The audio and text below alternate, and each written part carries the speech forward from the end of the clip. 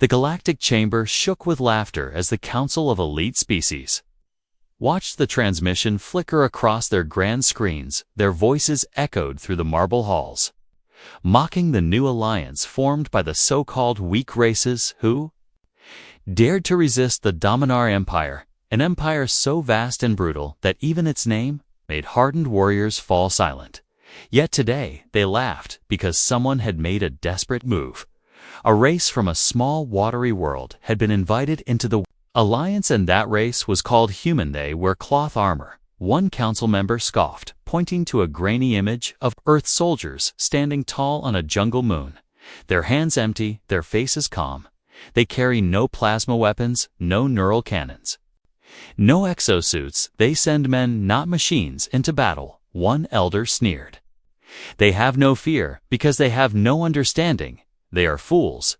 The laughter grew louder, arrogant, sharp, and echoing like a song of cruelty, but one voice among them did not laugh. Commander Jarek of the Elnari people stood with arms crossed, eyes narrowed, watching the human forces with something close to curiosity. He had fought for decades, and he had seen something rare in these humans. He watched the footage again, slowed it down, paused on the human eyes, calm, focused, and absolutely still, while shells fell around them. He said nothing to the others because words did not matter now. Actions would soon speak louder. The hours later, the Dominari launched their next wave on the Allied planets, this time targeting a key outpost called Caltron's Reach. It was defended by a handful of coalition fighters, mostly Elnari healers. Trevin scouts and 30 human soldiers freshly landed, their boots sinking into the red soil as the dust storm howled around them. Enemy forces outnumbered them 10-1, and from orbit, the Dominar generals grinned and waited for the easy victory they believed was certain. Inside the trenches, the Allied soldiers were shaking, unsure, praying to their many gods, but the humans did not pray. They sharpened their blades, checked their rifles, adjusted their makeshift armor, and drank water slowly, as if they had done this 1,000 times before. A young alien named Rilo asked one of the humans if he was afraid. The man just smiled and replied, "Afraid, no. I'm focused." Then he walked into position like it was just another drill in another forgotten corner of Earth. The Dominari, struck with rage and speed, their machines tore through the clouds, and their soldiers dropped like burning metal from the skies. Explosions shattered rock, and screams filled the air. The alien fighters scattered, but the humans did not move. They waited, not out of fear, but with timing. They let the Dominari get close to close, and then the humans moved. They moved like a single body, without command, without panic, each one covering another, each one choosing targets with precision. They made no war cries, they made no sound, only the quiet thunder of movement and death. And something happened then, something the Dominar did not expect. The humans did not break. They held their line and kept pushing forward, even when wounded, even when fire rained down. They did not scream, they did not run, they pressed on, and the battle began to shift from orbit. The mocking laughter stopped. The Dominari generals leaned forward in silence, watching the human units drive into their lines with nothing but knives, fire, and fearless eyes. They fought like they were born in war, like they had crawled from the ashes of 1,000 fallen empires, and somehow learned to smile through the smoke and pain and blood. Commander Jarek stood among the ruins of the forward station later that night, walking past the broken bodies and shattered machines. He saw a young human cleaning his blade, using the edge of his sleeve as if nothing had happened. Jarek asked him what kind of warriors they were. The human looked up and said, "We're not warriors. We're just people who got tired of losing." That sentence, carried across the stars, whispered in reports, replayed in the minds of soldiers on both sides. A message not of threat, but of something deeper, something terrifying. The humans were not built for war, but they had adapted to it. They did not seek glory or conquest, only survival. And when survival meant becoming monsters, they became monsters without blinking. In the next chamber meeting, the council did not laugh. This time, they watched in silence As a human captain stood in a blood-stained uniform beside alien allies, giving orders not with arrogance, but with confidence, they saw alien soldiers standing taller because a human was beside them. They saw Dominari prisoners shaking when questioned by Earth officers, and they saw a new word spreading across the sectors, a word that made even tyrants pause, human, and, somewhere deep in the shadows of the galaxy, something ancient stirred watching. Earth's children rise, not with power, but not with might, but with meaning, and for the first time in 1,000 years. The galaxy began to wonder what happens when the weakest species refuses to stay weak. Now the humans had arrived, and the storm was only just beginning. Sky above, Caltran's reach was stained with smoke, and the soil was soaked in the blood of 2 galaxies. The night had passed, but no one slept. The humans stood silent by their makeshift camp, sharpening weapons, repacking gear, checking on wounded allies, while others burned the bodies of fallen Dominari, with no ceremony, only grim purpose. The aliens who had survived kept stealing glances at the humans, not with pity or confusion anymore, but with awe. They had seen something the night before that rewrote what they believed about war, and about strength, and about fear. Quiet morning buzzed with tension as scouts reported movement to the east, a second wave coming larger, meaner, backed by Dominari shock troops and armor bred in vats to crush and tire planets. The aliens panicked, but the humans only nodded. The one called Mason pointed at a narrow valley, said, "We'll hold them there." And when asked how, he said, "We'll make them bleed, and then we'll make them think, and when they think, they lose them." Others followed, not because he ordered, but because they believed, because the humans had become more than soldiers, they had become anchors. They held the line in chaos, and in that calm, something deeper had started to grow. Unity, not forged by treaty, but by fire. As the sun rose, the Dominari dropped from orbit again. But this time they didn't rush. They expected resistance. They had seen the footage. They called in walkers, machines 20 meters tall, crawling on metal legs with gun arrays that could vaporize buildings in seconds, and behind them came infantry, genetically engineered warriors, 3 meters tall, bone armor blades built into their arms, skin like stone. But the humans were already in position, waiting silent as ghosts dressed in mud and shadows. The first blast came like thunder, shaking the cliffs, but the humans did not flinch. They let the walkers enter the pass, then detonated charges that brought boulders crashing down, trapping the machines inside a death cage. The Dominari tried to retreat, but the exits were already sealed with mines. It wasn't a defense, it was a trap, and the humans were the crew.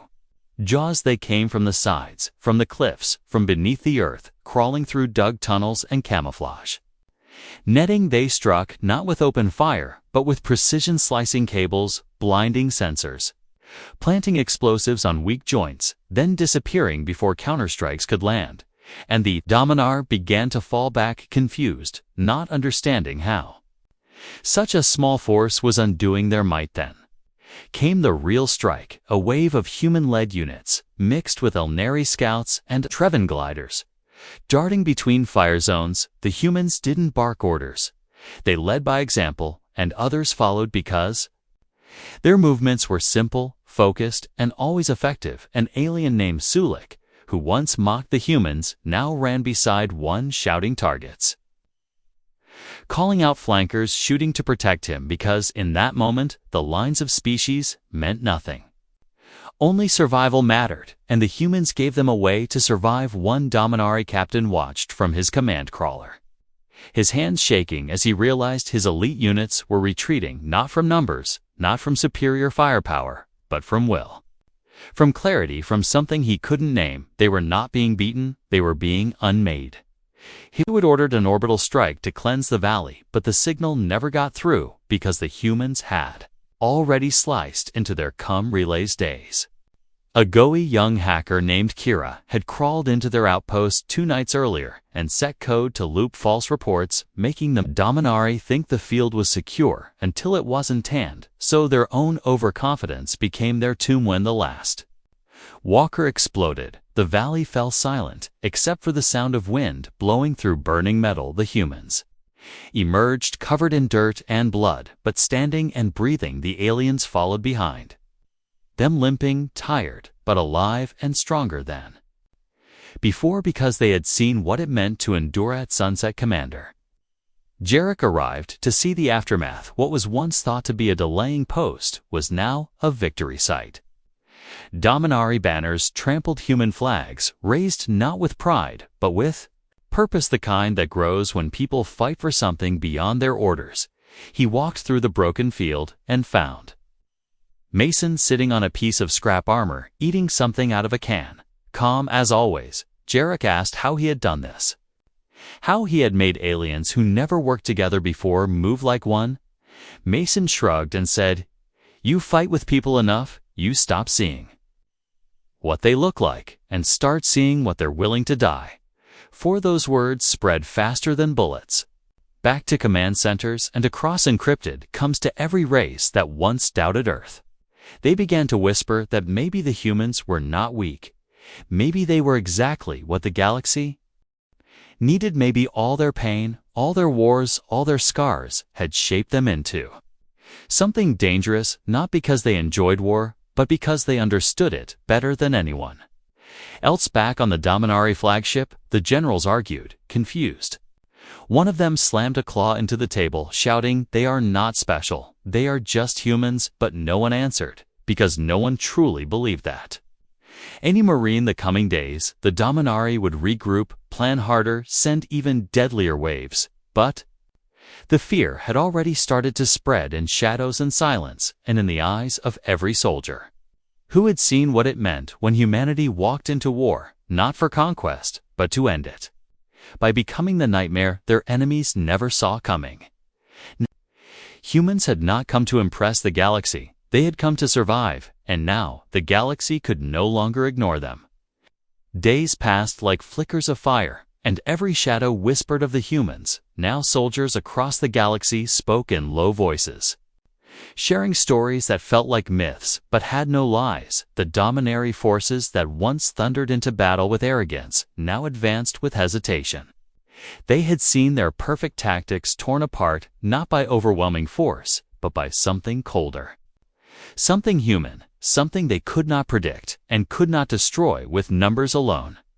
The border world of Raxus 5, the Dominari, sent an elite scout unit ahead of their invasion. It was standard protocol: drop and scan resistance report. Weakness, prepare the crush, but the scans showed strange results. There were no fortified bases, no energy signals, no clear traps. The scanners showed movement in the ruins of old mining towns, but the patterns were wrong. They did not form lines. They did not guard perimeters. It was chaos, but not random, and that made the commander nervous. They advanced anyway.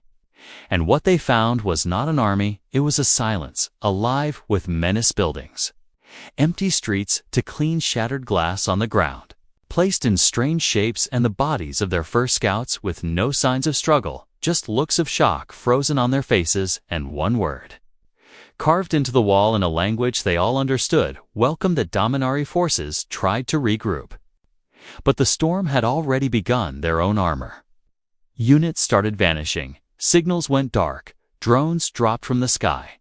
Not blasted, not hacked. Just gone one by one. And when they finally found a survivor, he was crawling, eyes wide, blood on his lips, repeating one phrase over and over: "They are not men, they are death." Walking across the lines, panic spread. Commanders tried to keep order, but rumors spread faster than commands, and now every time someone heard a noise in the dark or a flicker on the scanner, they flinched because they believed the humans were already there. And sometimes they were. It wasn't about weapons anymore. It was the way the humans moved. They flowed through battlefields like smoke, striking not just with blades and bullets, but with fear. They knew how to make their enemies see ghosts and doubt their own maps. They used old tricks, smoke mirrors, false trails, and more importantly, they let the Dominari believe they were still in control until it was too late. In one outpost, a high-ranking Dominari general prepared a speech to his troops to remind them they were still the superior force.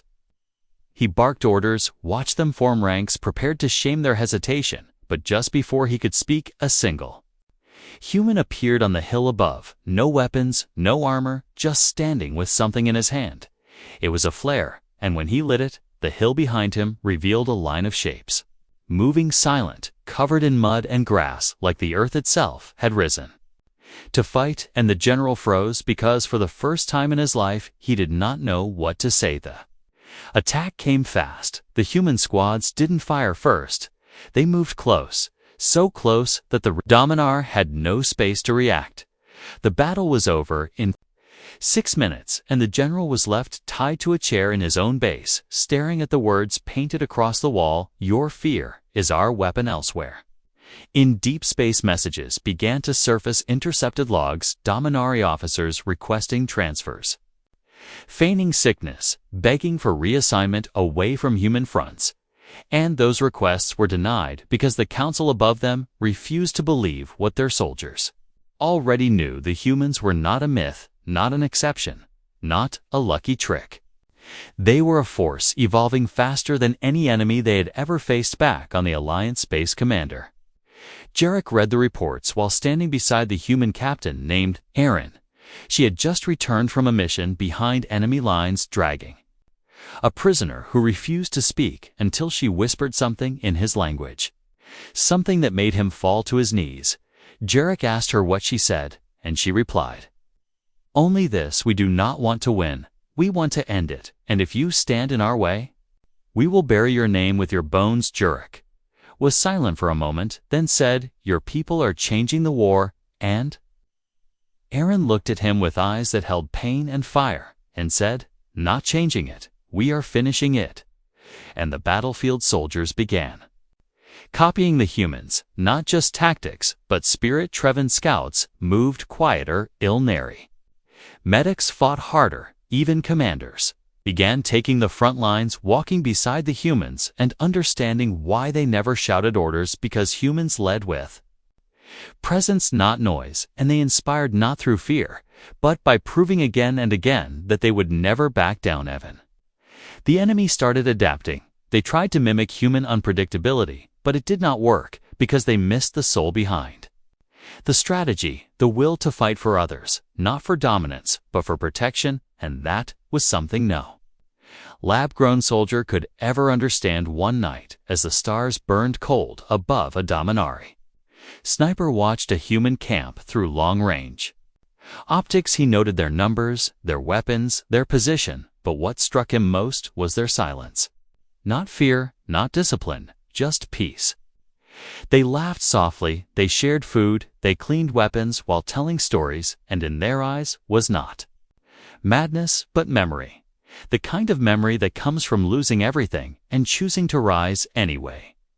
Lowered his scope and whispered to himself, "They are not soldiers, they are survivors, and we are the storm that made them. And now they are the storm that will end us." The humans had become more than a myth. They were a message written in fire across the stars, and that message was simple.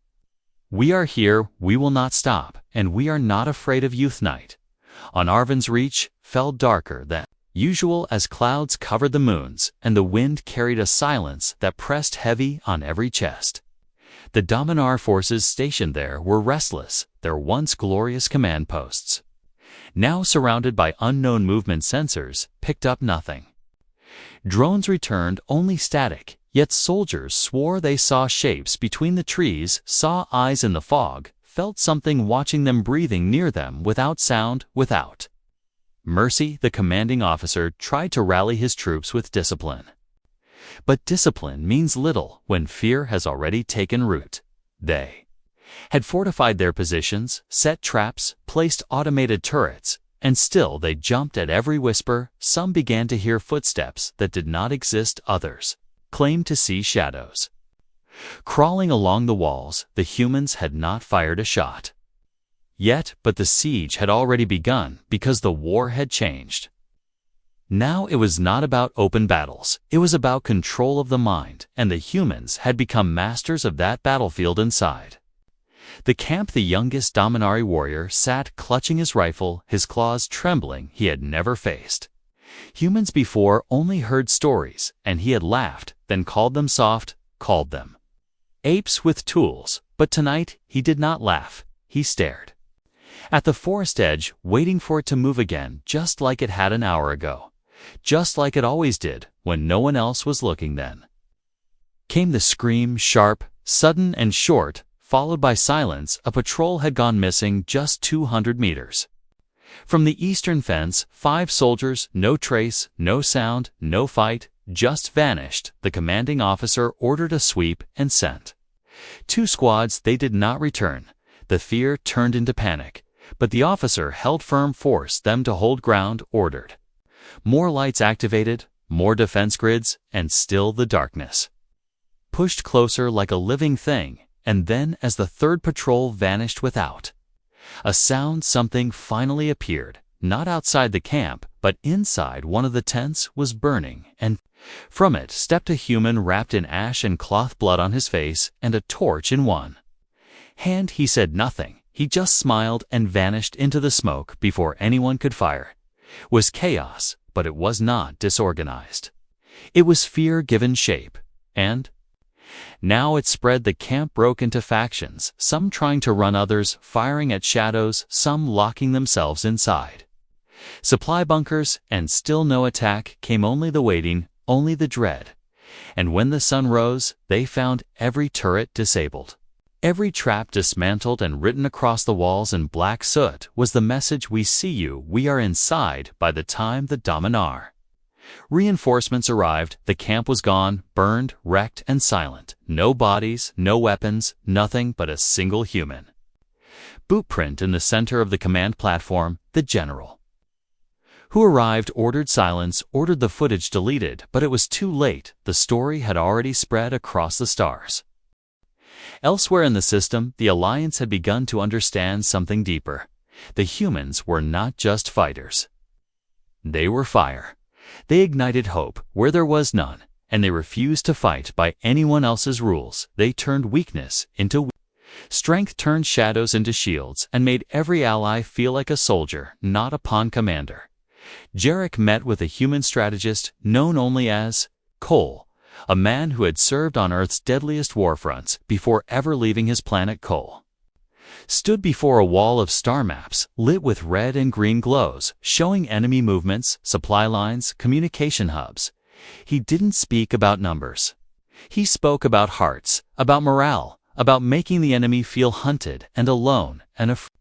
Asked him why the humans didn't fear death, and Cole answered, "We do fear it, but we fear slavery more.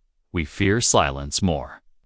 We fear watching others fall because we did nothing.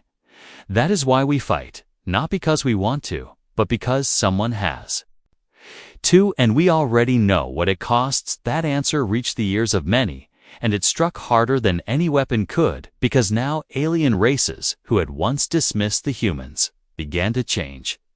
They adopted human tactics, yes, but also human mindsets. They built small fire teams, trusted one another with their lives, fought not for species, but for each other. And slowly, the Alliance stopped being a collection of broken armies and started becoming a unified force. On the Dominari side, the collapse had already begun. Officers refused to fight near human sector. Soldiers deserted, entire fleets rerouted to avoid any system with confirmed human presence and whispers of the human death. Squads ran like fire through command centers. No one wanted to admit it, but the truth had grown too large to hide. In the final hours of the Arvin campaign, a captured Dominari officer was brought before human commander Aaron. She asked him what his people feared most, and the officer broke down, not from pain, not from injury, but from memory. He told her about the night screams, the unseen cuts, the eyes in the dark. He said, "You do not conquer, you haunt." And Aaron leaned forward and said, "Only monsters haunt." And we learned from the best, that moment captured on an alien's secret recording, spread across enemy channels like a storm. Not propaganda, not fiction, just truth, raw and unpolished. And with it, the Dominar lost something vital. They lost control of the narrative. they lost control of fear, because fear now had a human face, and it was calm and steady and always watching the war was not won yet, but the tide had turned, and the universe would never again see Earth's children as weak. For they had become something else entirely. They had become the warning in the dark, the fire in the trench, the hand that reaches through terror and drags hope back from the edge. They were not made to dominate, but to endure, and in endurance they found power, and in power they found each other, and the war had only just begun to feel that truth you said. No right. Part 5 and Part 5 will be minimum 800 words. More unique without dots and small lines. ChatGPT said. The frozen surface of Draction Prime shimmered beneath the northern lights as the Dominari deployed their final experimental weapon, a biobeast grown in vats, carved from nightmares and stitched together with the fury of 10 conquered worlds. It stood taller than the ruins around it, pulsing with unnatural light, its roar shattered stone and bent metal, and even the Dominari watched from orbit, unsure if they had gone too far. It was not a creature. It was a message, a living storm meant to break morale, crush resistance, and remind the galaxy who ruled and who obeyed the Alliance base. Received the warning hours before impact sensors picked up tremors, seismic activity, energy fluctuations that defied physics, and the air turned cold, not from the storm, but from the fear that washed over even the bravest soldiers. Many wanted to evacuate, even more wanted to surrender, but the humans did not move. They simply prepared, not with desperation, but with silence. The kind of silence that comes when pain is familiar and fear is just another obstacle. Medic, named Jules, walked calmly through the barracks, checking wounded, adjusting bandages, humming an old Earth song while outside. Engineers set charges and infantry units fortified choke points. A young alien named Pyrrha asked Jules if he thought they could win. Jules smiled and said, maybe not, but we can show them they were wrong to ever think we wouldn't try, and that was enough to make Pyrrha pick up his weapon and return to the front. The biobeast arrived like a star falling from the sky. Its steps shattered mountains, and the ground cracked with every movement. It did not stop. It did not hesitate. It moved with one purpose: destroy the human camp in the eyes of the Dominar. This was meant to be a spectacle, a final blow to end the whispers and fear and restore their pride. But what followed was something no one predicted. Humans did not run. They opened the gates and walked toward the beast, not with tanks or war machines, but with ropes, explosives, grappling hooks, and eyes full of fury. They did not charge blindly. They moved with purpose, each squad targeting joints, sensors, weak spots. They had studied the creature before it ever arrived, not with labs, but with instinct and warborn memory. Biobeast struck with impossible force, killing the first wave instantly, but the humans adapted. They split into smaller teams, vanished into snowdrifts and ice tunnels, climbed the beast's limbs like ants, planting charges, whispering to each other. Over static-filled comes no panic, no screams, just focus and fire. One human named Rafe reached the top of the beast, a lone wounded breath. Shallow, he carried the final payload, a device built in secret, a mix of alien and human tech, something that should not exist. And as the creature tried to shake him off, he looked up into the stars, whispered a name, and dropped the charge into the creature's throat. Explosion did not just kill the beast, it silenced the planet.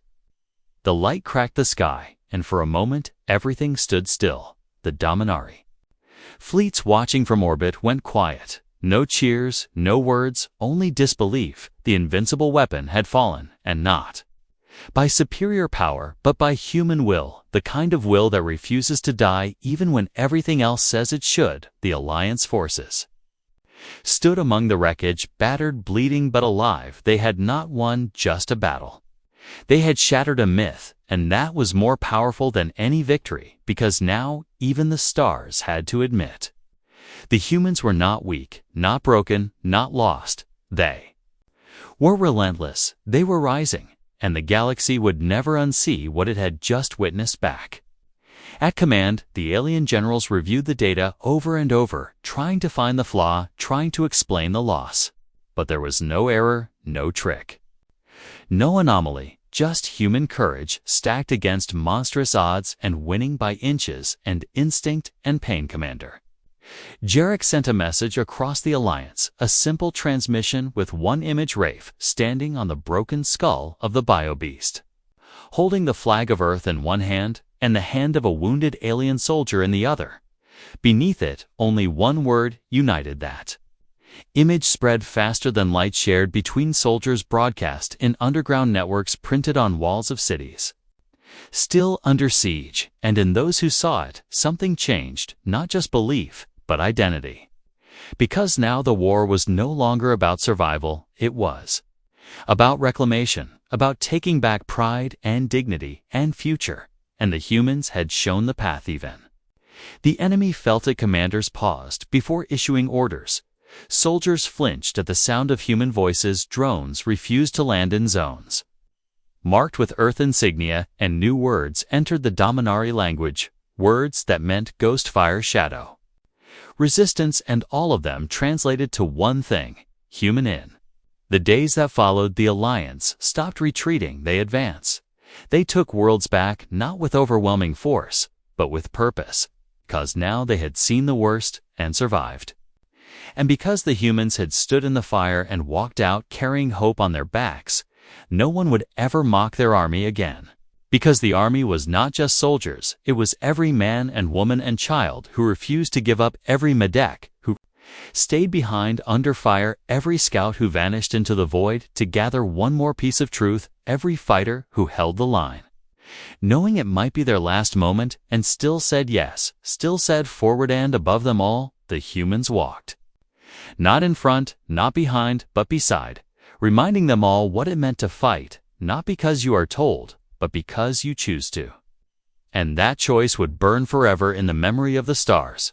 The war zone shifted as more systems fell back into the hands of the Alliance, and the Dominari fleet that once seemed infinite began to fracture from within. Infighting grew, sabotage spread, whispers of betrayal circled through their highest command halls, because no strategy, no secret weapon, no reinforcement was working, and the name that returned again and again in every failure report was human across the galaxy. People who had once believed themselves powerless now held rifles with steady hands, walked beside humans, and felt courage in their bones. The humans did not lead with speeches or medals. They led by presence. Every step they took, on broken ground, made others believe that survival was not just a wish, but a mission. The Alliance moved to retake the bastion of Vornok, an ancient fortress built into the spine of a mountain. It was once believed impregnable, but had been seized by the Dominar. Early in the war, its defenses layered with traps, shields, drones, and elite soldiers, the kind that broke spirits before battles even began. The Council warned against an assault, citing too many risks, but the humans said, no more waiting. Plan was formed, not with full force, but with precision. Humans would breach the mountain from below, through old mining tunnels forgotten by even the Dominar. Once inside, they would disable shield generators from the core, allowing the rest of the army to strike from above. It was madness, suicide. Even but the humans had already faced death too many times to fear it. Now inside the tunnels, it was cold and narrow, every echo a threat, every silence a warning. But the human squad pressed forward, led by Sergeant Vale, a man whose face was marked with fire scars and whose silence carried the weight of entire battles. He gave no speeches, only gestures and glances, and yet no one ever hesitated to follow him as they moved deeper. They encountered resistance, not just traps and sensors, but psychological warfare, voices of loved ones, artificial memories, projections of their worst moments, designed to break the mind. One Trevan soldier broke down screaming at shadows, but Vale knelt beside him, held his shoulder, and whispered something that no one else heard, and the soldier stood up again, eyes clearer than before. They reached the generator core 2 levels below the main fortress, and found it guarded not by soldiers, but by Dominari. Children, indoctrinated youths, armed with pulse rifles, shaking but prepared to fire. The squad froze. The order was unclear. Then Vale stepped forward, removed his helmet, and dropped his weapon. Walked slowly with his hands up. The children screamed, threatened. Him cursed him in 3 languages, but he kept walking until he stood before the smallest. One, a girl no older than 10, who held a detonator in her hand. He knelt and placed something on the ground, a small toy, a plastic model of a starship from Earth's earliest colonies. Battered but whole, then he stood and said only one sentence, this. War is not yours, and the girl trembled and then dropped the detonator and ran, followed by the others, disappearing into the lower tunnels. With the generator deactivated, the shield around Vornak dropped, and the main Alliance force descended from the sky like thunder. They met resistance, but now they had a fire, the kind that could not be built in labs or born in clones. They had humans beside them, and that meant they did not break the fortress, fell in 5 hours, and when the smoke cleared, the flag of the Alliance flew from the highest tower, not stitched by machines, but handwoven by refugees who had survived the first invasion. Stitched with symbols from every race who had lost and chosen to fight again. News of the victory spread. Not just as a strategic win, but as a symbol. Vornak had stood as proof of Dominari dominance, and now it stood as proof that dominance had ended, and with it, the last cracks in the enemy's control began to shatter. Commanders refused to deploy. Soldiers began fleeing their posts. Whole units began switching sides. Not because they were forced, but because they no longer believed in their empire. Back at the Alliance Command Council, members watched the reports with stunned, silent. Species who once sneered at humanity now asked for human trainers, human advisors, human leadership, not because Earth was superior, but because Earth had suffered and had learned not just how to fight, but how to endure, how to rebuild, and how to lead without pride. In the chambers of the Dominari High Seat, the supreme strategist faced the reality of collapse. He demanded answers from his inner circle, but they had none, only questions. How had a primitive species shattered an empire? How had they turned weakness into strength? How had they taken fear and forged it into a blade? The answer came not from a general, but from an intercepted message recorded on the battlefield of Vornak. It was Sergeant Vale speaking to a wounded alien soldier who asked why he kept fighting, and Vale said, because when I was a boy, the world forgot us, and I promised no one would feel that again, not while I breathed. That message played again and again, not because it was propaganda, but because it was truth, and in the face of that kind of truth, the Dominari Empire began to fall apart from within. Not with fire, but with doubt. Not with death, but with the understanding that their time had ended. The humans had become more than soldiers. They were memory. They were fire. They were the storm that arrived in silence and left only change behind, and now the galaxy had seen them for what they truly were. Not monsters, not conquerors, not heroes, but people who had nothing left to lose and everything left to protect. And in that, they had become unstoppable. The final sun rose over the fields of Zareth, where once 1,000 Dominar war banners had waved in triumph. Now there was only wind and ash and silence. The empire that had ruled with blood and steel for generations was crumbling, its fleets abandoned, its leaders vanished, its soldiers laying down weapons not from defeat, but from awakening, and in their place stood the Alliance, battered, wounded, united, and beside them at every front, every outpost, every hilltop stood the humans, not taller, not stronger, not more advanced, but unshaken. Last command fortress of the Dominari was hidden beneath the cliffs of a dying moon, its location secret, its entrance protected by ancient codes and fear. But fear had long lost its grip, and the codes were cracked not by machines, but by persistence, a group of humans and their alien companions. Gay made the final push, a quiet mission not to destroy, but to end what had begun years ago when the Dominar first laughed at a world they thought weak inside the fortress. They found no war machines, no armies, only counselors. huddled behind security walls, begging for negotiations and offering terms. They once swore they would never consider the lead counselor.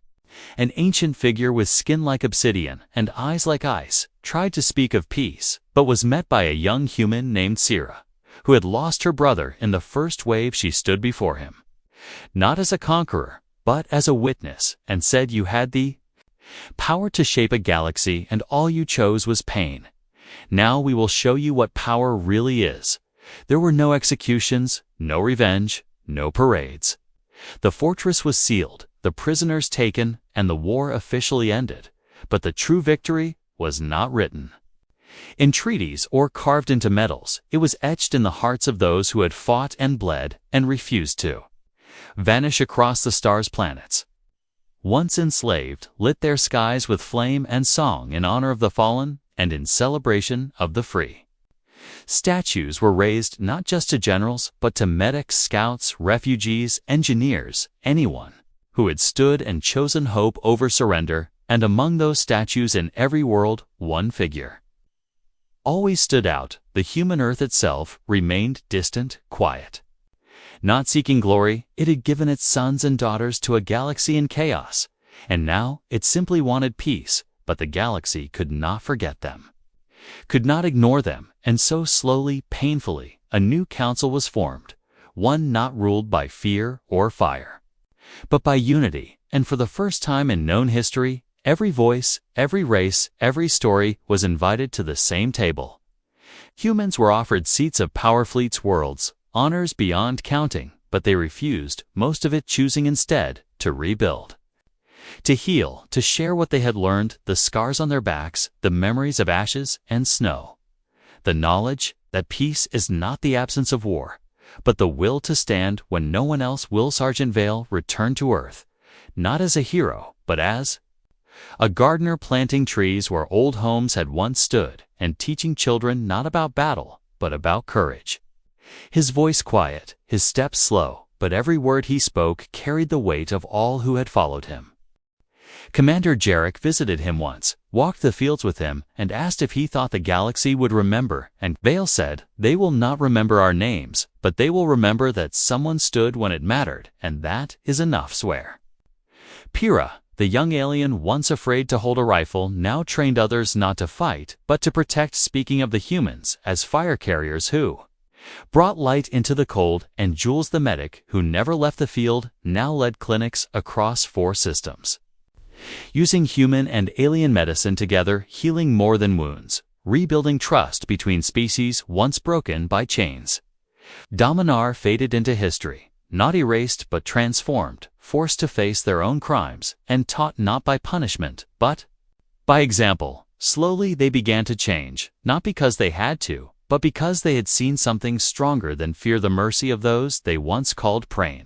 The museums of the New Alliance, the first exhibit, was not a weapon, it was a recording of a human voice reading a message sent by a soldier during the darkest night of the war. We are still here. We are still fighting, not because we want to win, but because we want to live and help others live too.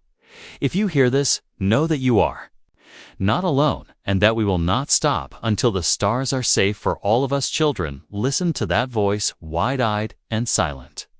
And in their hearts, they felt something powerful, not pride, not rage, but purpose. The humans had given the galaxy more than survival. They had given it a reason to hope, and in doing so, they had ensured that no one would ever again mock the weak, for the weak had risen and become the shield that turned the tide. And so the story of the humans was passed from world to world, not as legend, but as truth, a story not of conquest, but of choice, and in every corner of the stars.